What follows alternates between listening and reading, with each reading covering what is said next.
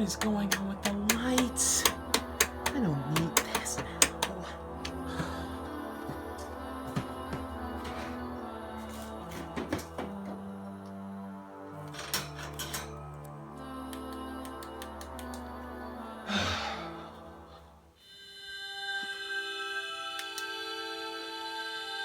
What is going on here?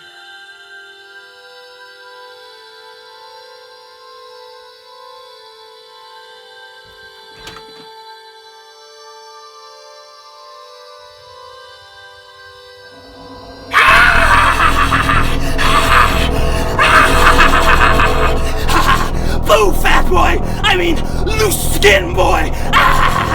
No longer funny, cause you're not fat anymore, fat boy! Get out your way! Out of the fucking hat!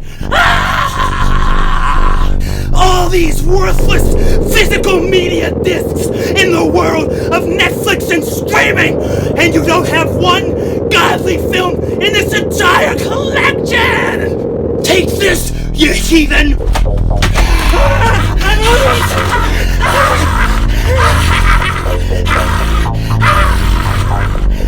Please quit laughing! I do have godly films. See right here? Left Behind starring Nicolas Cage. Not the Kirk Cameron one, but this one. And Where Hope Grows. See right here? Faith Friendly. You didn't have to bust my lip up. I have godly films.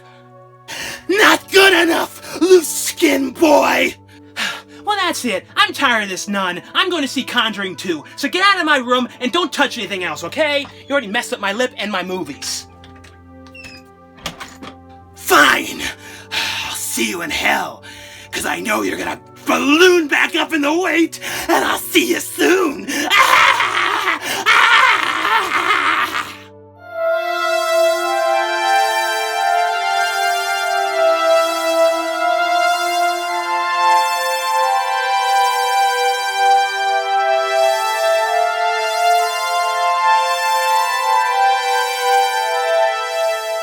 Hey guys, Chauncey Phillips here with my review of The Conjuring 2, James Wan's return to horror. Yes, he's back to directing horror. He's been producing, he's still producing, but he's back to directing horror. And I'm pretty much going to talk about the scare factor of this one, because the first Conjuring film, I have to be totally honest with that movie, for some reason, something about that movie creeped me out so bad. Like, that thing that was over the dresser and that thing that you were seeing, like, it was one of those few movies that was actually giving me, like, creepy dreams.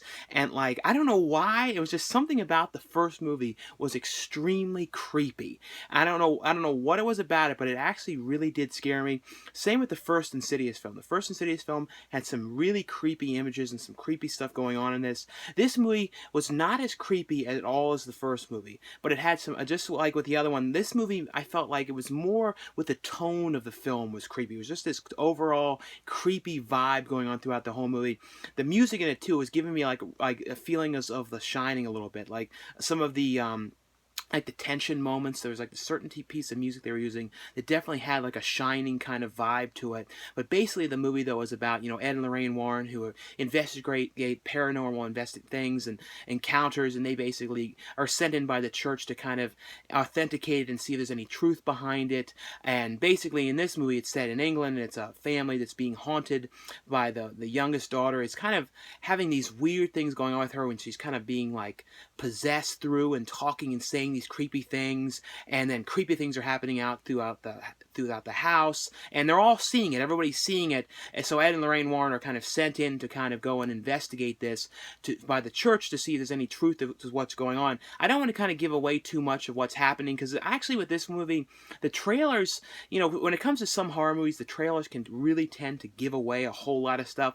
This movie actually did not really give away very much at all. There's a couple things, that they showed, a few of the scares, but there's actually are quite a few other scares in this that are not, given away at all. Basically, though, this movie is kind of like the UK's this case, UK's version of the Amityville, and then Amityville always has all kinds of stuff behind it where, they talk about how maybe the family was faking it to get attention. No one really knows. They've done a whole bunch of different documentaries on that, even talking to the one son. There's a documentary a couple of years ago talking to him about his encounter of it, so no one really knows for sure. Same with this one. No one really knows for sure of, about with the voice and all that kind of stuff, if it was really true or not. You know, it's kind of up to how you kind of perceive it. But it definitely does seem like there was some very creepy things going on in this house, and you never really know for sure about anything.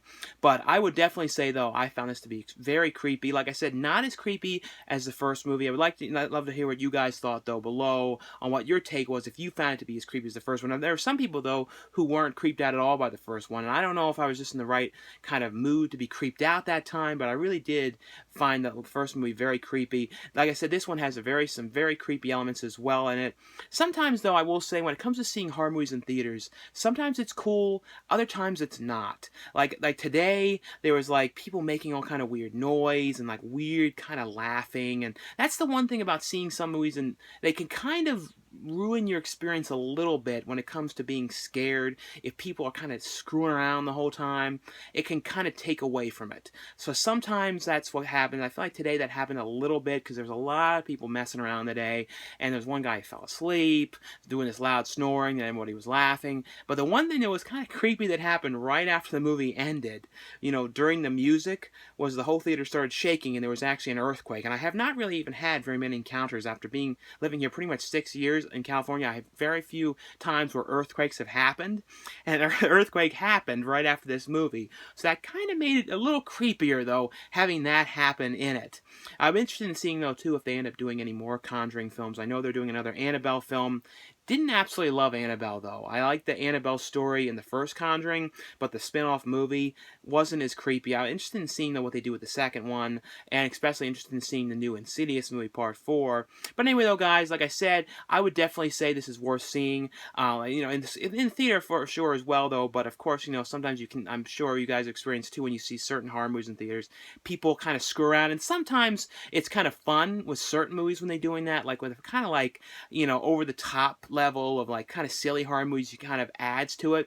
But some movies like this that are more slow build, slow burn kind of horror movies, that kind of nervous laughing and screwing around can kind of really take away from the movie. So that's the only thing I will say about my experience of seeing it in theaters. Anyway, though, guys, thanks again for watching and subscribing. And also, if you guys want me to do more kind of parody reviews and stuff as well, let me know. And let me know some that you would like to see me do coming up. I have a couple that I really would like to do, so maybe I'll be able to get to them. This one I really had like a kind of an idea for this that I wanted to do. Anyway, though, guys, thanks again for watching and subscribing, and I'll see you guys later.